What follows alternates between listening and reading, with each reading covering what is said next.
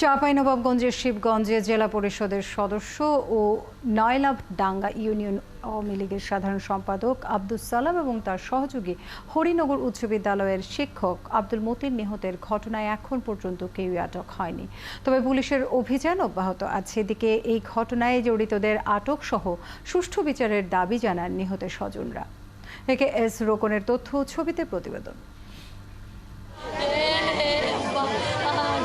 চাঁপাইনবাবগঞ্জের শিবগঞ্জের নয়লাভাঙ্গায় আধিপত্য বিস্তার নিয়ে আওয়ামী লীগ নেতা নিহত সালাম ও আশরাফ গ্রুপের মধ্যে বিরোধ ছিল। সালামের সমর্থকরা জানান, বৃহস্পতিবার রাত ৮টার দিকে রানীহাটি গুচ্ছ গ্রামের মাঠে সালাম ও তার সহযোগী হরিনগর উচ্চ বিদ্যালয়ের শিক্ষক আব্দুল মতিন দলীয় নেতাকর্মীদের সঙ্গে কথা বলছিলেন। এ সময় অতর্কিতে তাদের উপর হামলা করে তাদের প্রতিপক্ষ। হামলায় আহত আওয়ামী লীগ কর্মী রহিম বাদশা জানান, হামলাকারীদের গুলি এবং বোমার আঘাতে ঘটনাস্থলেই মারা যান সালাম। হাসপাতালে নেয়ার পথে মারা যান মতিন। এই হামলায় অংশ নেওয়া সবাই সাবেক চেয়ারম্যান আশরাফ আলীর লোকজন। একটা বম মারে এলো পাথারে গুলি আর গুলিও করছে, বোমও মারছে।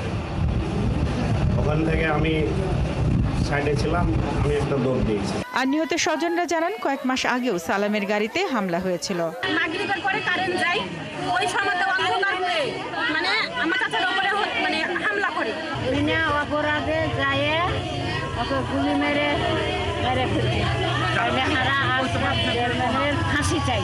এদিকে চাঁপাইনবাবগঞ্জ পুলিশ সুপার ঘটনার পর হাসপাতাল এবং ঘটনাস্থল পরিদর্শন করে সুষ্ঠু বিচারের আশ্বাস দিলে অবরোধকারীরা অবরোধ তুলে নেয়। চাইনিজ কুড়ালের মতো পাইলাম, সম্ভবত এটা তো খুব দিচ্ছে। আর বাকিটা আমরা দেখতেছি আসলে কি কারণে। এখন তো সুরত খেলা আমরা করি নাই, তারপরে দেখলে বোঝা যাবে আসলে, বা ময়নাতদন্তের পর বোঝা যাবে। ঘটনার পর থেকেই এলাকায় থমথমে পরিস্থিতি সৃষ্টি হয়েছে।